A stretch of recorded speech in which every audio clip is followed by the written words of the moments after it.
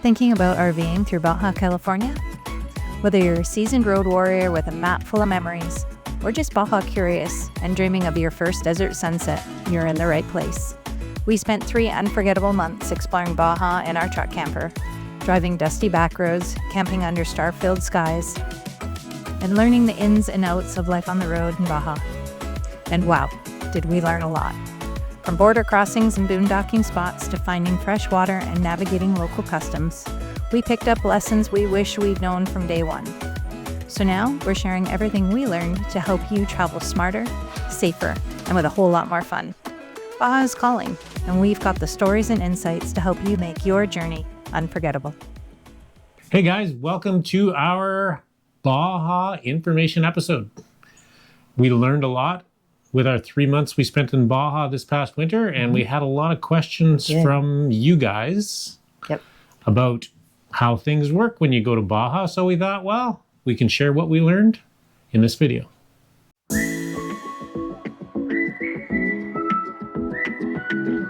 So let's start with the biggest question of all. Is it safe to RV in Baja? Yes. Absolutely. As far as we're concerned, we had no times when we felt unsafe or uneasy or anything in Baja. You know, there's things that can happen anywhere, no matter where you are. Everybody has their own experiences while they're there. Yeah. I think if you're looking for trouble, you can find it in certain places. That's right. We weren't looking for it. We didn't find it. That's right. And the one really nice thing about the Baja Peninsula is it's small. So as you are touring around the peninsula, you will regularly run into the same people over and over again as you travel around. And you almost form like a little bit of a tiny little community of your own. But you know, like anywhere, there's sketchy areas no matter where you go, and you avoid them. And they rely really heavily on tourism there. So the last thing that they want is to deter anybody from coming. Yeah, and we didn't really just stick to populated places or unpopulated places, organized places, unorganized places. We kind of went everywhere, so we got a bit of it all. A lot of really remote areas where we're the only ones there, pretty much. And everything seemed pretty chill. Yeah, really. Yeah, I wouldn't worry about going there at all. Yeah. No. Can you carry a gun? And how safe is it for us in that part of Mexico? So we did not even try to carry a gun into Mexico. Yeah, us being Canadian, it's not normal for a Canadian to carry a gun. We can't carry anyway. We're not allowed to have handguns that you can actually carry. You can only use them to go to a gun range at home, and you need a special license and stuff. So it's not really a thing for Canadians to travel with guns. I know it is in the U.S. more common. Very common. But Mexico is more like Canada. Maybe even more so on gun control. So there are a lot of rules. So I just did a real quick Google search on that. If you can import your gun in, and from what I could say, it is illegal to enter with a firearm without a permit. So you can go and you can request a permit from the Secretariat of National Defense. If that's something that you want to do your research though. Do lots and lots of research and make sure you have everything you possibly could need and more if you want to bring your gun into Mexico, because you don't want to get caught with that and end up in prison.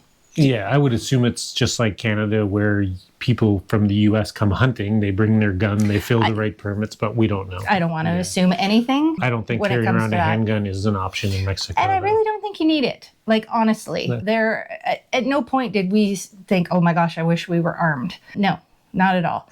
There was cartel action going on while we were there, which is pretty common in the border and the port towns. But you know what? The cartel's not after tourists. They're doing their own thing. Yeah, going after tourists isn't good for business as far as Mexico's concerned. No. So tourists aren't a target. Yeah, no. There's no need to feel unsafe while you're there. And then the next question is, the local people were so warm and welcoming. Was there any areas that felt unsafe? So just like in our last question, no.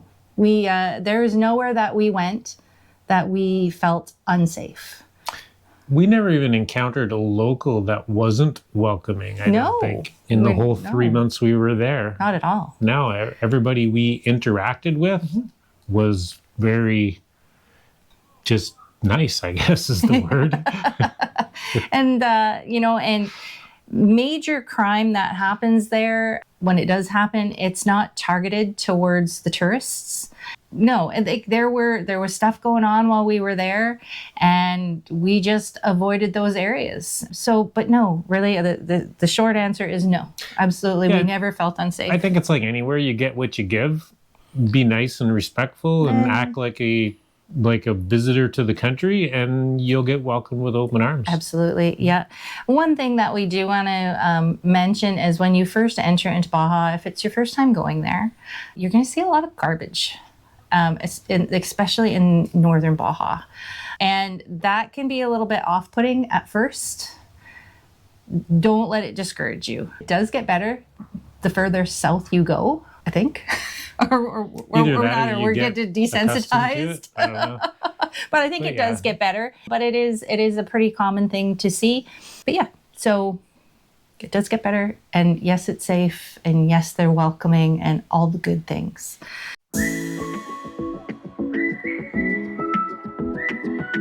Crossing into Baja with your rig. Here's what you need to know.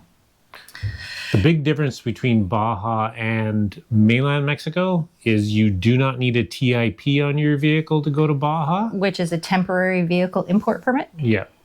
Which in mainland Mexico, you need to get a TIP for your vehicle, where in Baja, you don't. You don't. So the one main thing you need to get is an FMM. And what that is a Mexican tourist card.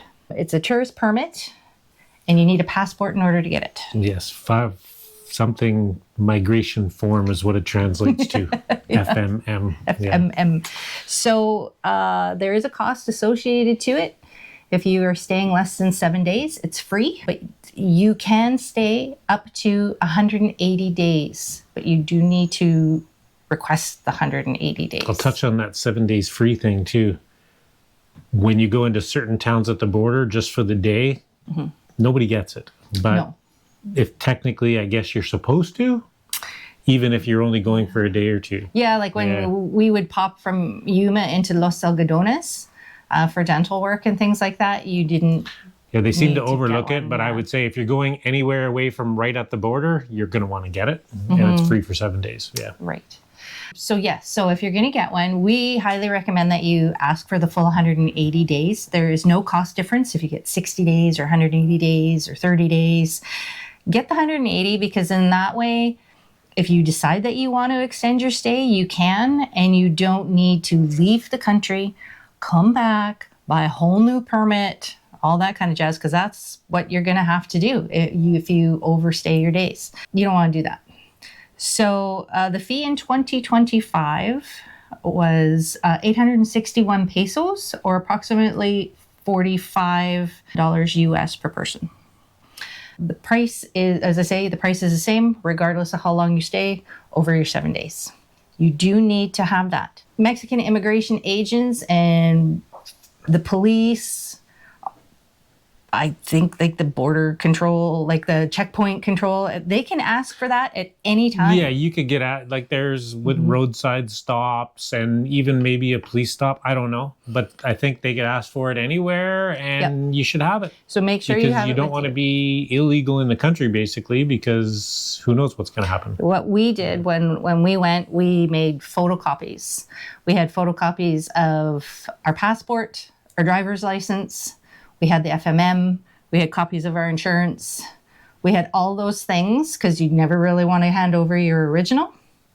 And then at any point, if it was asked for, you hand over the photocopy. So that's a good thing to have it in your rig with you at all times. Also, your Mexican insurance, which we're going to touch on here in a minute, won't be valid if you don't have an FMM. So make sure you get it.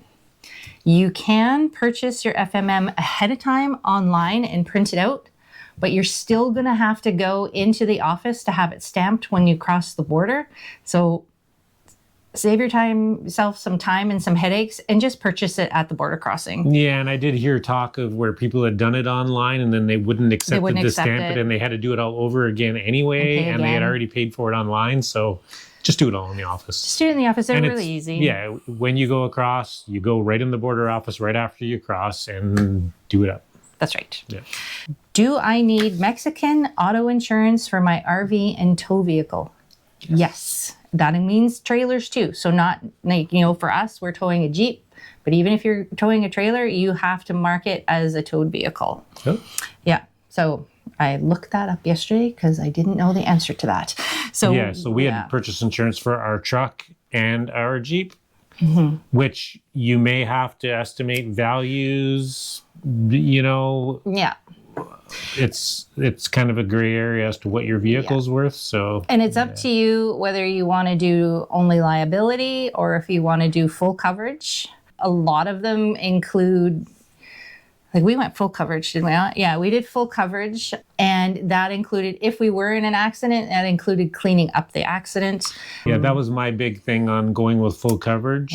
Is not so much the value of the vehicle. That would be terrible if you lost all the value of your vehicle, but yeah, environmental cleanup on an accident could be expensive. So that was my biggest reason to go with full coverage. So ours included towing and medical and cleanup and all the good things. So, and they will ask you if you have insurance when you cross the border. They want to make sure, because you can actually, if you're in an accident, not only are you going to be liable for any damages you cause, but compensating if there's an injury. And if you don't have any of that, they can impound your vehicle. They can arrest you. They can fine you. Just get the insurance, you don't want to be doing that. Even if you say, oh, well, my insurance in Canada or in the US includes going to Mexico, it's not worth the paper it's written on. They do not recognize US and Canadian insurance policies in Mexico. So you will have to get additional insurance going into Mexico. So there's lots of really good insurance companies out there. When we went, we used Ride Baja, but there's other popular ones like Baja Bound, Discover Baja. Just do a quick Google search for them or watch other YouTubers. They'll tell you who they used and their experiences. Yeah, we had good experience with Ride Baja as far as dealing with them to buy our policy, and we actually got them to delay start on our policy for once we crossed the border, just to be sure we got in there and everything was good. And then I just messaged them as soon as we got across, and they put our policy in place, and we didn't have any claims, so we can't speak on that side of it. But yeah, I don't know how that went, but yeah, it's just get it. It's good. Where should I cross? Wherever you like. It very much depends where you're coming from. Yeah, there's a lot of crossings. There's different size crossings. So it seems like the people with the really big rigs go through Mexicali East. Seems like a common crossing. Yeah. Has a lot of lanes, big clearance and everything. And people seem to say it goes that way. We're not speaking from experience. We didn't cross there. No. We crossed at Los Algodones on the way down, and it was not an option for us to come back that way because their clearance coming back wasn't tall enough for our truck. Yep. So big RVs don't go that way, coming back. And we crossed south of Yuma at San Luis on the way back, which was a mid-sized border crossing. Yeah. And it was good. It was fine. Yeah. And you just have to make sure to stay out of the sentry lanes. Always stay out of the sentry lanes. So in Google, quite often is going to lead you astray as to where to go, like Google Maps. So again, find out which border crossing you're going to go at. Find some YouTubers that have crossed there. Everyone's really good at saying, stay to the right or stay to the left, whichever, depending on the border crossing. For us, we had to stay to the left. We were to the far left at St. Louis. Los Algodones, it's one line. That's easy. San Luis, when we came back, we were to the far left. But yeah, you get stuck in that sentry lane, they can fine you big time, and they can actually tell you you can't come back. And I believe even if you have Sentry, if you're in an RV, you don't want to be in the Sentry lane. That's like for people going across to work or simple crossings. That's our understanding anyway. So it all depends where you're going to cross, but there are lots. Can I bring food across? What about extra fuel? So you're not supposed to bring any fruit, vegetables, or fresh meat across the border. Yeah, we brought frozen stuff, like frozen meat and all that, right? You know what? I don't remember. I think we did. But they never checked. Yeah. But that's not to say that when you cross over that they won't check. So the best is to try and go with an empty fridge if you can. And if you have extra gas cans, like you can have your tank in your vehicle full. They don't care about that. But any extra fuel cans need to be empty. Yeah, they don't want people bringing in cans of fuel. That's both ways, I believe. I don't know. That they don't want you doing that. So, okay, so that's... We brought a can back. Don't tell anybody. I could be wrong. Or we broke the law. I'm not really sure. So, okay.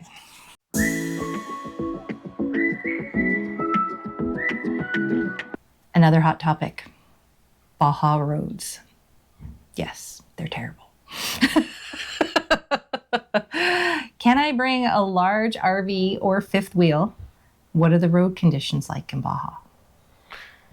Driver. Yeah, some are bad. We deal with, like, everybody has some bad roads somewhere. In Canada, we have lots of bad roads too. Yeah. Depends how comfortable you are with driving on narrower roads, I guess. You know, they're like some of the secondary highways where the lanes aren't extra wide and a lot of the shoulders aren't paved. Or there at all. Yeah, sometimes it just drops right off. No shoulders or and there's a lot of potholes to avoid on certain sections of the highway. Some are better than others, but you always have to be paying attention that there could be a huge pothole. And you're going to have to slow down and stop if there's traffic coming the other way and you can't get, around it. Yeah, a lot of times you're playing dodge the pothole. Yeah. And if there's vehicles coming the other way, you can't. Sometimes you hit a pothole. You have to go through it. So you have to hit it slow. You have to hit it slow, yeah. Yeah, so it depends how comfortable you are with driving on narrow roads, I guess. Mm-hmm. Generally, though, the drivers are very aware of their surroundings. Especially the truckers. The truckers, they seem to be very good drivers who are paying attention to what's going on, and they know where the potholes are. Yep. Most of them, I guess. So generally, I felt that the trucks always gave us as much space as they could. When they would come by us, in opposite directions, they would pull off as much as they could to their side. I would stay to my side as much as I could, and we never had any hair-raising moments. No, we never lost any mirrors. You often hear about people losing mirrors, and you know what? If they're going to give you space, if you give them space. So share the road, and you slow down. You can't go fast on the Baja roads. Right? Yeah, don't be in a rush. Yeah. And, we got past steady. Oh, yeah. And we didn't really know what the speed limit was a lot of places. That's another thing. Yeah. There's some signs, there's not many. I kind of go by the reading on my Garmin GPS, which I don't think is right most of the time down there. Sometimes the speed limit's 60, sometimes it's 80. 40. Sometimes it's 40, and I never really knew for sure. No. Yeah, so aired on the side of low, and generally, it's not bad as far as I'm concerned. Like, there was all kinds of sizes of rigs down there. Like, huge earth roamer type things, big rigs like ours. There's big fifth wheels, massive Class A motorhomes. There was like van life. There was everything. Yeah. Everything was down there. So you take your time and pay attention. Don't be in a rush. And be prepared to do really no more than about 300 kilometers a day. And it's in kilometers over there, not in miles, because you're like peaked right out when you're driving. You're paying attention. Oh, yeah, you're tired after a day of driving because you're not sitting back and thinking about other things. You're on the case, right? Yeah. And you don't cover the miles you do in a day, say compared to traveling in the US, people think, oh, well, I can drive 500 miles a day. you don't want to drive 500 miles a day down there. Like for I us would to say, only like- drive like 300 kilometers here is like, that's like a drop in the bucket. That's Yeah. nothing. But over there, no. No, that's a full day kind of. And, you know, you say, oh, it's only 300 kilometers. It's only going to take me 3 hours. No, it'll probably take you 5 or 6. Yeah, it takes a long time. You got to just take your time and you'll get there when you get there. Pretty much. Yeah. Are there toll roads or military checkpoints? Yes to both. Did you know that there's 6 toll roads in Baja? I did not know there was toll roads in Baja. There's none in the south. The only toll road we went on was Highway 2 from...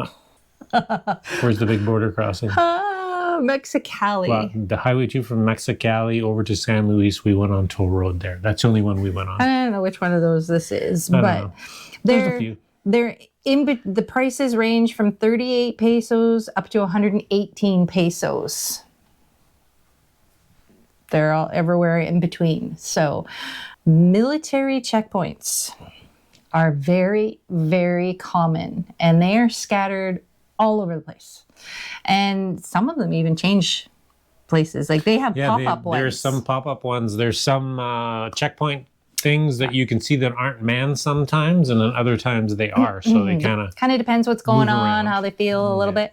We used iOverlander, which is a great app for your resources, right? To checking out things. And they mark on there where there's current military checkpoints and kind of how they are. If they're, that particular day, are they just waving people through, heading north or south, or are they searching you? And we got both. We got Sometimes we got waved through. A couple times we got searched. Mm-hmm.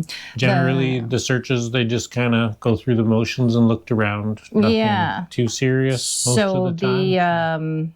San Ignacio military checkpoint is known for searches. And that's where we got searched. And they search, they go through everything. Yeah, more the little things they went through, but yeah. Like I don't know if we're even allowed to say these, but do not bring anything that has hemp, CBD, or THC in it. I'll just leave it at that. That's what they're looking for, big time. Don't bring it. Even like a lip balm that has it in there. Yeah, if they see those idea. words, it's kind of a trigger. Yeah. And even some things say does not contain THC. When they see the THC, they're going to give you the gears about it probably. Yeah, so they don't. you don't want they those miss words that. on anything. Yeah. They kind of miss that does not contain. So it's just best to not bring those products in because they are on high alert for those. They even looked at, I had like a little bag of candied ginger chews, and they were like smelling it and squishing it, like, what is this kind of thing? And I'm like, it's ginger, man. So just avoid those things, but be prepared that at any time you can get searched. They're really friendly, and you are with them when they search. They want you to come around with them. They do, yeah. And just make sure that you keep things like your ID, your passport, and your cash on your body. Jewelry, things like that. Have it on you. Don't and just have it lying around in your rig somewhere. So yeah, we're not saying they're there to take your stuff, no, but it's just you do hear of things happening, and if you just don't provide the opportunity, it's not going to happen. Yeah. Guaro Negro. Guaro Negro has an agricultural checkpoint, which they ask you if you have vegetables again. They do. So you're not supposed to go through that, which divides north from south. North and south, yeah. So no fresh vegetables there, and then you go through the fumigation, which seems a little. It was funny. Yeah.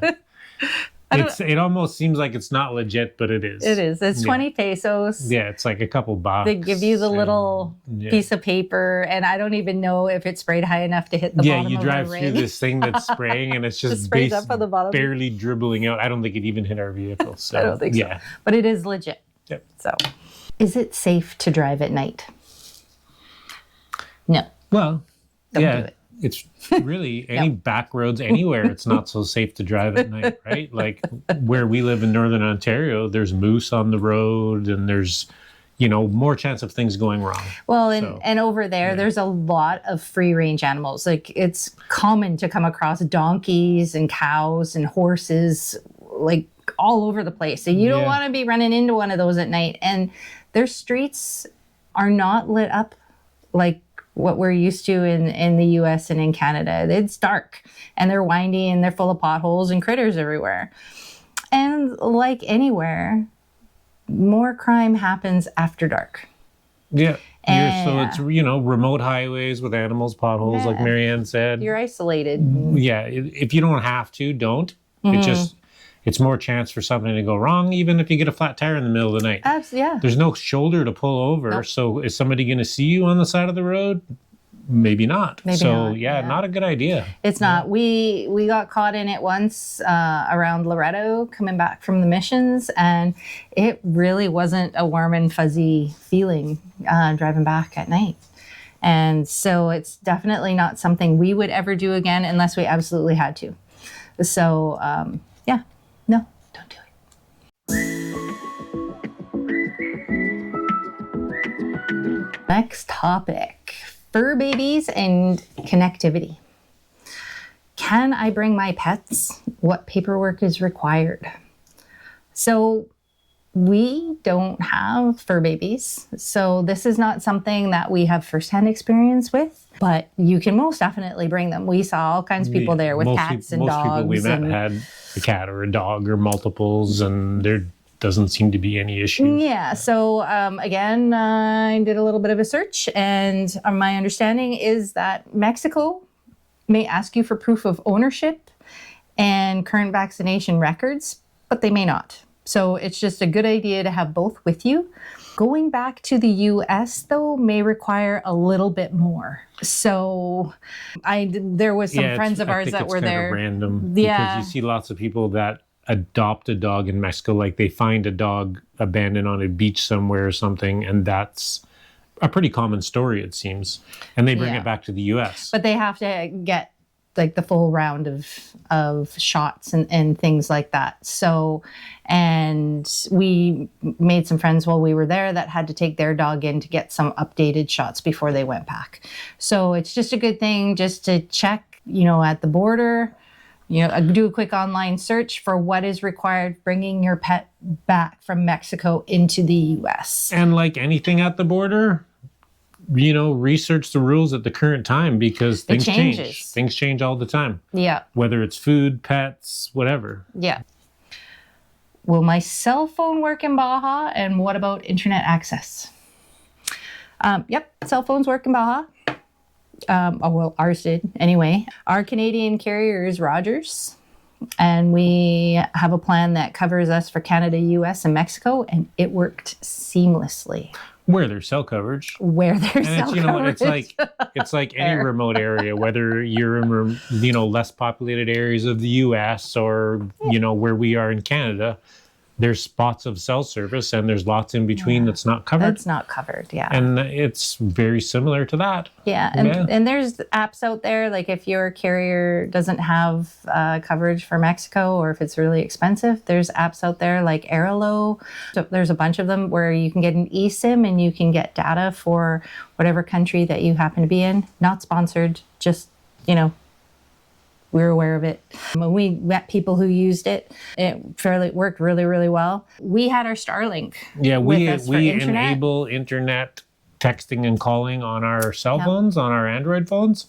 And when we have our Starlink up, we get calls and texts just like we do when we're in cell service. So we don't really know even when we're in cell service and when we're not, because our phones kind of work the same. Work the same, yeah. But our Starlink worked flawlessly.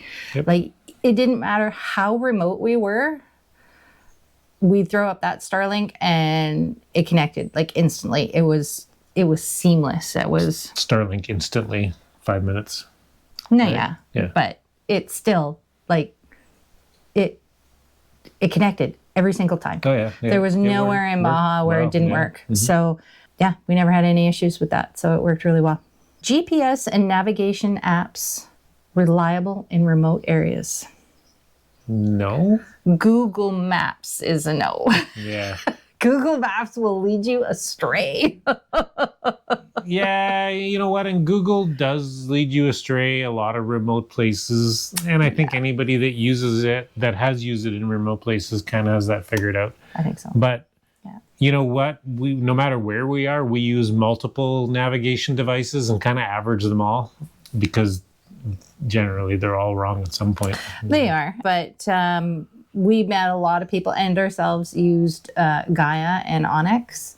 And there's a lot of routes available on there that other people post and updates for road closures. Like one thing that we found with Google Maps is that a lot of times it would say, oh, go down this road, and now that road's closed or it doesn't exist anymore, or things like that. So those updates you'll tend to find maybe a little bit more on Gaia or Onyx. So it's always good to have more than one. Are there language barriers for English speakers? Well, you're going to a non-English speaking country. So, yeah. Expect language barriers. You know, even ourselves, we got caught in saying it wrong. You know, we get somewhere and we were trying to explain something in one of our videos and we catch ourselves saying, but they didn't speak English. Well, no, the reality of it is we didn't speak Spanish. And so it was on us, not on them. Yeah, and a lot of people down there are good at speaking English because there's so much tourism. Yeah. But don't expect it. Don't expect it. And one thing that we found was even if you make the tiniest little bit of an effort to speak Spanish, they're going to give you that same effort back. And really quickly, you're having this full-on conversation with broken Spanish and broken English. And amazingly, you figure it out.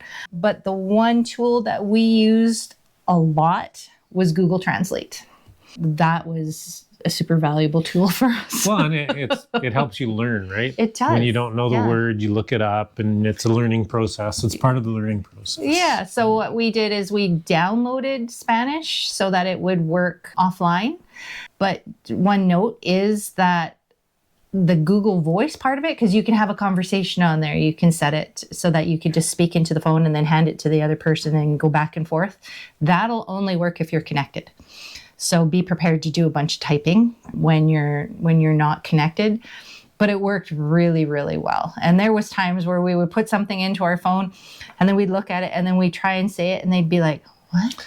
And then you'd hand them the phone and you go like this and they'd read it. They go, oh. Yeah. So there would be almost every time that I tried to say the words I didn't know that they'd be like, what? But it always led to a good laugh anyway. And then, you know, it's good. And then they'll but you teach just you keep how to trying say it. and eventually you get better at it. Yeah, it works really well. So yeah, Google Translate. I'm sure there's probably some other apps available if you're on Apple or whatever, but we're on Android. That's what we downloaded and it worked really, really well.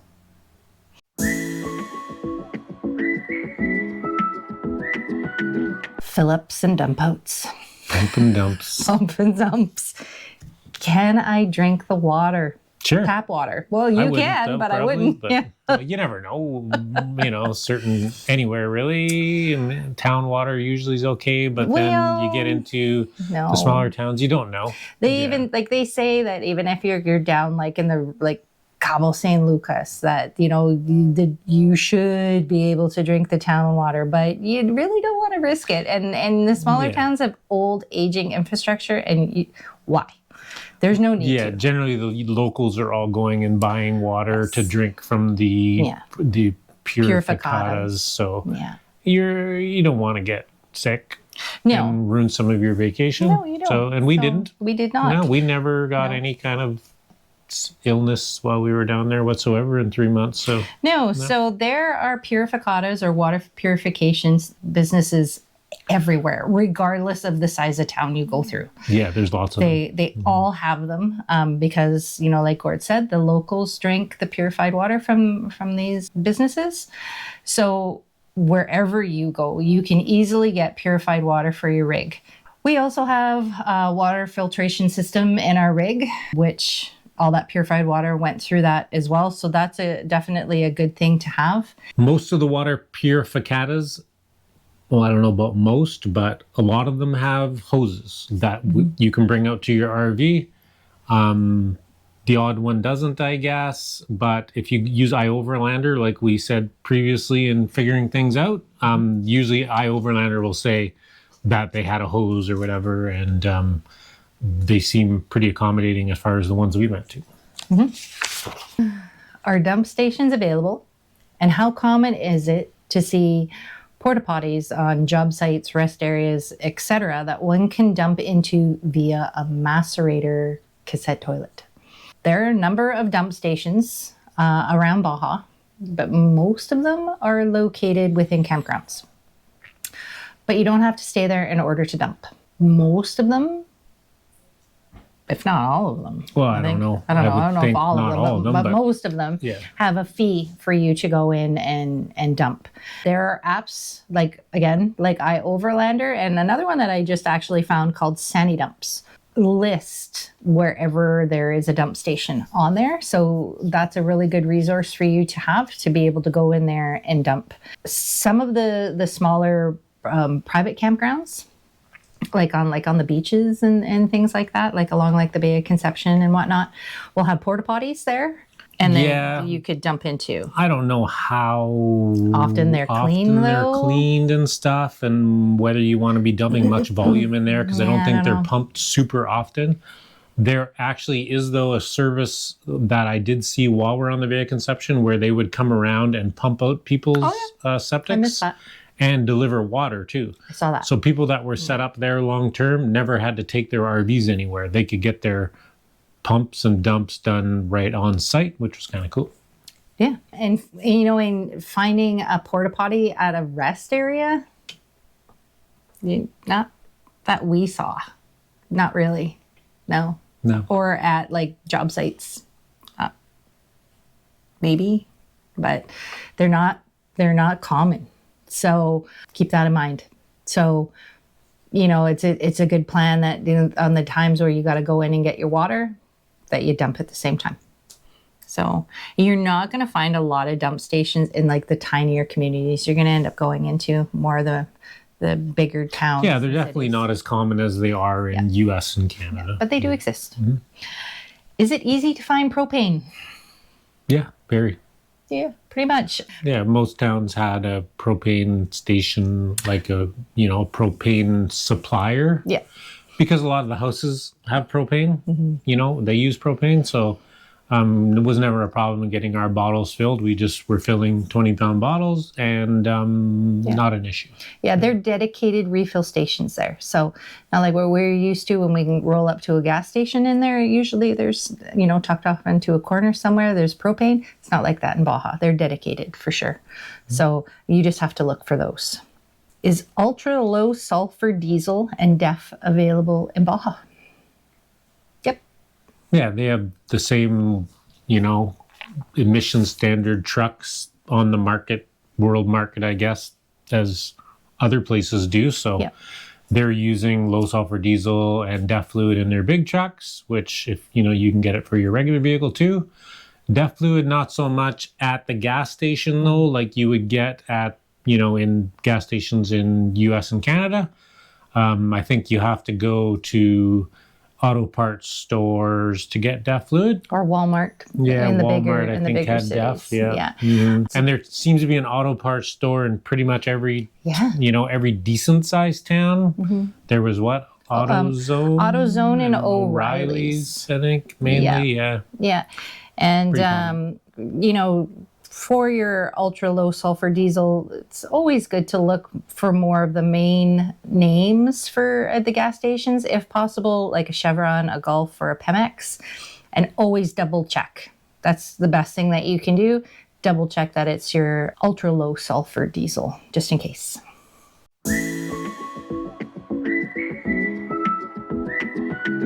Where's a good place to stay? And how much will it cost? Is it expensive to travel through Baja? Depends how much money you spend. There's a lot of factors to that question. It's a tough one because it depends what country you're from and the currency exchange that you're going to get. So, for example, a Canadian is not going to get as good of an exchange as an American is. Yeah, and It's you just know, the way like that it goes. somebody from the US says, "Whoa, is gas ever expensive down here?" And we're like, "Well, it's about the same as at home." Same as at home, yeah. Yeah. And you know, and it also depends on how you travel. You know, like, do you eat out all the time? Do you like to pay for excursions? Do you stay in an RV resort all the time? So it really depends how you travel. Like for us, no, it wasn't expensive at all. No. We heard a lot while we were there for people who regularly go that prices have gone up, especially like in restaurants. Yeah, it used to be much cheaper to vacation in Mexico. Now it's not much cheaper, but it is overall a little It is cheaper as cheaper. far as we're concerned. Yeah, like, You know, our gas was similar price to home. yeah. Food in the restaurants was definitely cheaper than at home. Yes. And, you know, cheaper than going to the restaurant in the US too. Yes. Quite a bit cheaper than in Canada.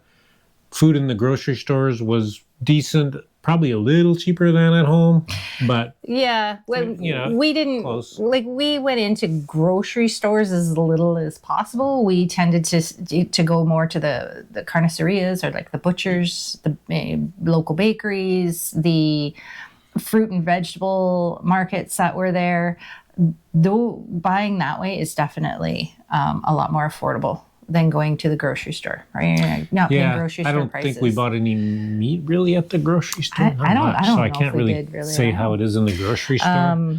In the carniceria, it was fair, I would say. Yeah. Not and super cheap, but not expensive. definitely to get your fresh produce and everything was like really, really affordable. That was, I think, but one of the things I found the most shocking was like you'd walk out with a great big reusable bag full of fruits and veggies and you paid like nothing for it. It was, those are really, really good. And it tastes like so good. How do I handle money? Cash versus credit cards. Just like going into any country, I think you want some of their currency. You want their currency. You don't want to come into Canada with no Canadian dollars. You don't want to go into Mexico without any pesos. No. You know, same as anywhere. Yeah. Yeah, you could probably get by with the wrong currency, but you're way better off to have the right currency. Just making it hard on yourself. So, Yeah. Before we crossed over, we were in Yuma. And we crossed at the Los Algodones border. In Yuma, we went to we got put onto a store called Del Sol. Del Sol grocery store, which is a local Mexican type food grocery really store cool. where it seems like the local Mexican population that lived in Yuma frequented. Yep. And they had nice homemade tortillas there too. So why not go and get some tortillas and exchange your money at the same time? They had a really good exchange rate. It was really easy. So we just went and we exchanged a bunch of money there before we crossed the border so that we had that. When you go, and that was one thing we forgot to mention, when you go to get your FMM, they're going to be looking for pesos or credit card and it's exact payment. So don't go trying to pay for it with American dollars. You're not going to take it. So I think that might vary from border crossing office to border crossing Los office Algodones, too, they 'cause didn't, yeah. we heard different things, Yeah. but I think we paid with credit card. We did. Yeah. Yeah. So it is good. It's good to have it, right? So have it in there. Credit cards, you can use them most places. Just be aware that if you're going into some of the smaller little villages and stuff, they want cash. They don't. There's a few places we encountered that no, they don't take credit cards. It's cash. Yeah, and there was So- actually one time we paid credit card for gas every time we gassed up. Mm-hmm. We used credit card. There was one time though at a Pemex just outside of La Paz that I fueled up, and they didn't tell me until after I had fueled up. Maybe there was a sign that I didn't understand or something though. Missed That's probably somewhere. on me, but they didn't take credit card, or maybe their credit card machine wasn't working. I don't know. Good thing I had the pesos. So carry some pesos. just in Carry case. the pesos Yeah. with you. For us doing the exchange while we were there, that was a little difficult being from Canada. We would go to some of the bank machines and they wouldn't talk to the Royal Bank of Canada. So that was tough. Or it was really expensive. So there's like a processing fee that some of them charge, and some of them are like $10 to $14 processing. It was Yeah, so when you do crazy. go to a bank machine and take out money, take out a bunch because you're going to get charged that fee every time. So you might as well get a good amount. Yeah. And don't expect a bank machine to be in every town. No, and they very limited money, and so it can be 2 to 3 days before they refill those bank machines. We ran into that as well. So the one that we found, being Canadian, that worked really well for us was Ben Norte. They had the lowest transaction fee and worked. Yeah, it was like $3. Something it worked like out that. to US, which is pretty standard, it seems. Compared to like 10 and 14 at a lot of the other ones that we went to. And the one thing that you want to do when you're going through the process on your card, it's going to ask you if you want to use their exchange rate or your bank's exchange rate. Decline using their exchange rate, because typically your bank will give you a better exchange rate than they will. So just decline it. It'll revert to your bank and away you go.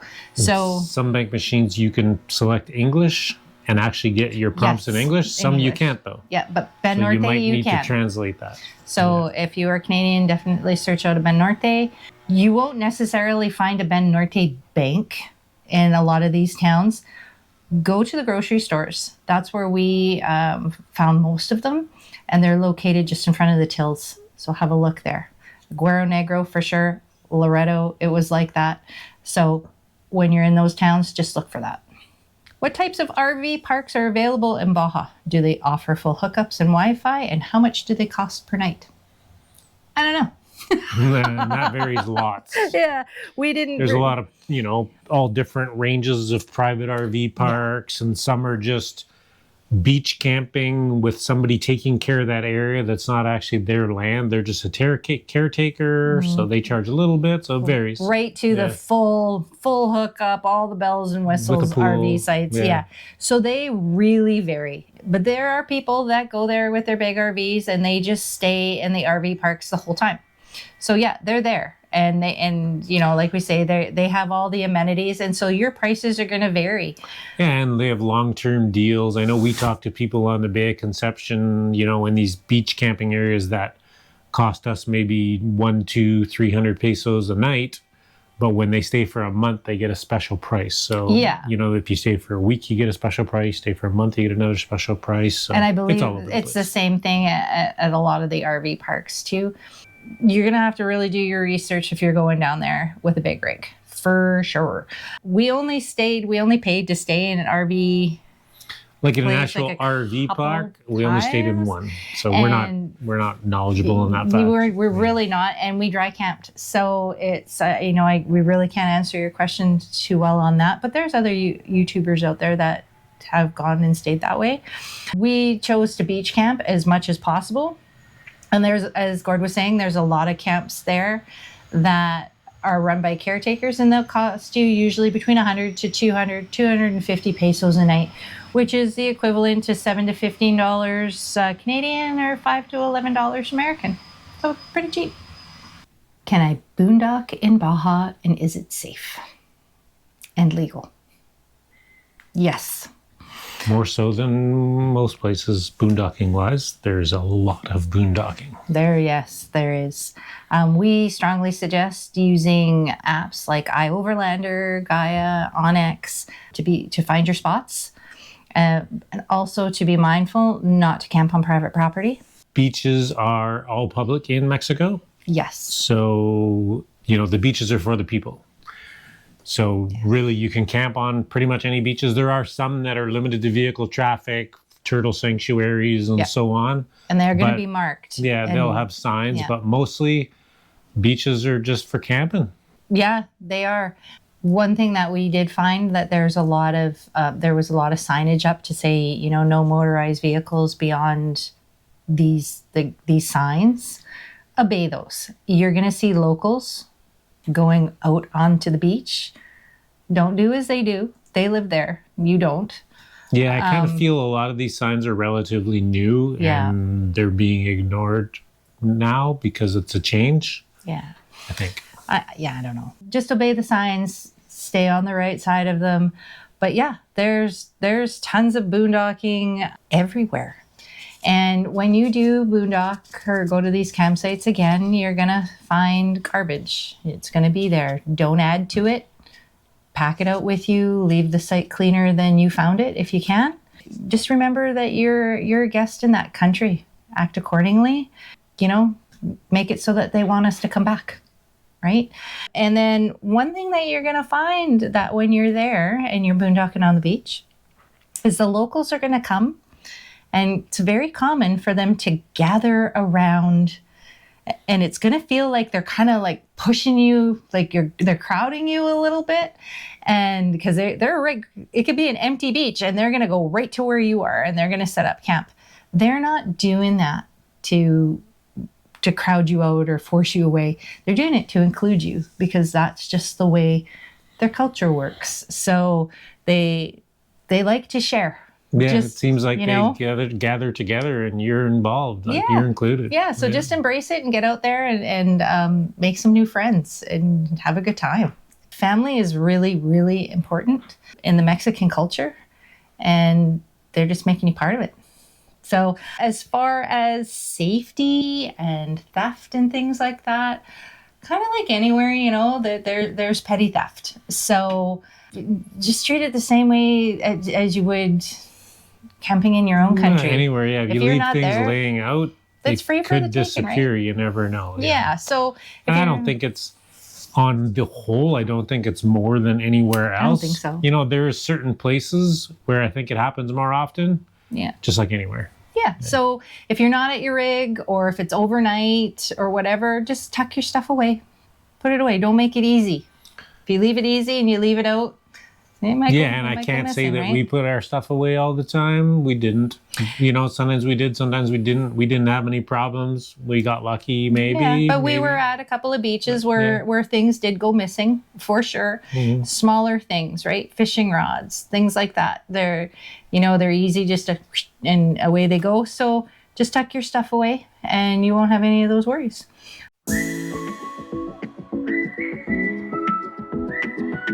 So, would we do this again? Would we go again? What might we skip? Would we do the same route? Would we do it in reverse? Yes, we would definitely go back to Baja. For sure. There's still lots and lots of things for us to explore there. We didn't cover it all in our 3 months that we were there. No, not even close. There's a lot of backcountry that we could still explore and areas we didn't touch. We'd like to go and look more inland. We didn't go up to the northwestern, right? We didn't do any of the wine country or really, we didn't do a whole lot of the Pacific coast. We did down south by Todos Santos, but not much north of that. So yes, we would definitely go back. What might we skip? What would we go back to? We're not big on going back to places that we've already been when there's so much new stuff to discover. Yeah, not saying that we wouldn't go to a place we've been to, but we don't make that our destination priority. By any means. Yeah. We would definitely go back to the La Paz area just because there's so many beautiful beaches around there. It's a great place to go and get stuff done. Top up on supplies, get any repairs done, all that kind of stuff. Yeah, and even though La Paz is, one of the bigger cities or maybe the biggest city, I don't know. It's the biggest city. It's the biggest. Yeah. It's not busy. It doesn't. It doesn't feel that way. So it was a great place, and we made our friends there with Manuel and Juanita. So we would definitely go back there to see them. What would we skip? Probably. We're going to get all kinds of comments about this, but probably the southern region, the Cabos and things, just because it's really touristy and not really our style. But mainly Cabo. Yeah, we never did Cabo. We didn't go to Cabo, so maybe we're completely wrong. Yeah, but we just tend to stay away from the highest tourist areas, and that's the highest tourist area. Yeah, we loved San Jose and Todos Santos. They were awesome, and San Jose had Ruba's Bakery, so there's probably a really good chance we'd have to go back to that. But it's not like, let's head down there and go, because there's just other things that we definitely want to see. But we do really highly recommend you go to Todos Santos and San Jose del Cabo because they're gorgeous. Would we do the same route again or do it in reverse? No, because that's just not how we roll. We very rarely retrace our steps. We just don't. But the route that we did take, if you were going for the first time, it was a pretty rockin' route, to be honest. We did we kind of big bounced loop, all right? over. Yeah. Which was really, really cool. When will we go again? Who knows? Yeah, I don't know. It's we not don't plan that far not in the future. anytime soon, I don't think. Would you explore Baja in your truck camper again, or do it in a different rig? We would 100% do it in the B again. Yeah, I don't think there was any drawbacks in our vehicle other than, extreme backcountry kind of stuff. We're a little tall and we broke some trees here and there. Or a little bit heavy for some of the maybe a little bit heavy areas. on the back bridge or super sandy areas maybe. But that's where the Jeep but not came bad. in. Not any more than a lot of places really. And then the Jeep takes us beyond. Yeah, so we would just typically find a good spot to make camp, and then if we wanted to go deeper in, we would just jump in the Jeep and we would go. So it turned out to actually be pretty much the perfect little package for us, I think. Anyway. Yeah, I kind of built the B with beach camping in mind, and it worked out really well. It did for Baja. Yeah, it did. We were small enough too that we were able to go a lot of places that the bigger RVs just simply can't go. So it worked really well. What were our favorite things about Baja? There was lots. Tacos? The Baja vibe, probably first and foremost. The vibe's kind of hard to describe and explain. It's kind of something you need to experience. There's no stress in the air. It's peaceful. Pace is slower. Everything's a little slower and less rushed and less stressed. And if you've ever been to Costa Rica, it's very much the Pura Vida kind of feel where it's just like no problem. So you're very calm there. It's the vibe is just awesome. The people of Baja are they're kind and they're welcoming and they're gracious and helpful. Oh, they're so helpful, and they just want to share everything with you, and they're proud and they have this strong family units, and just all in all, they're just beautiful people. They really made it for us. Yeah. And then the landscape and the wildlife. We were lucky enough to be there when the whales were migrating. That was awesome. With the babies. And that was so cool. And the pelicans were my favorite. I could sit and watch the pelicans forever. Yeah, so that part of it was really cool, and Gord's favorite part was the weather.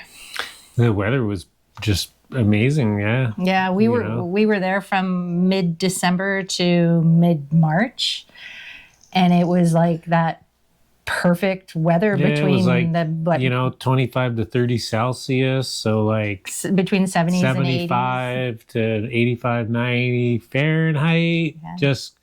We don't have air conditioning, and we never needed it. No. But I also never had to wear a long sleeve shirt or pants either. So it's that perfect weather, right? Or socks. Yeah. It got cold at night. As soon as that sun would go down, it was and you're bundled up, but it was amazing. Yeah, I don't think we saw a cloud for 2 months. The first 2 months we were there. Just clear skies. Yeah, so beautiful weather. Yeah. Did Gord really lose his taco counter, or just not want to admit rolling over the taco meter? We racked him up pretty fast. Holy moly. I think that one rolled over way too many times. We lost count, I think, by Loretto. Yeah, we ate tacos in the camper every day too, pretty much. So yeah, there was a lot. We ate a lot of tacos. Yeah. I don't think I got sick of them though. I did. By the time we came out of there, I was like, I don't want to see another taco for a long time. There's so much variety in tacos, though. There's so many different kinds. Yeah. Awesome. Exactly how many pine cones in seashells did Marianne smuggle back into Canada? I'll never tell. but he did make more room for me for next time. So that's it. We hope we answered all of your questions about Baja. I'm sure there's lots more. But, There can always be more questions, yeah. But that's kind of what people were asking us generally, Yep. and the things we learned that we didn't know. So anything we can pass on to you guys is good as far as we're concerned, and hopefully as far as you're concerned too. Yeah, and I think our most important piece of advice to you is just go. Just go. Pack your rig, set your fears aside, and just let that excitement flow and get to Baja. When should you go to Baja? The time is now. Yeah. So that's it. Get out there. Let Baja surprise you. Bye, guys. Bye.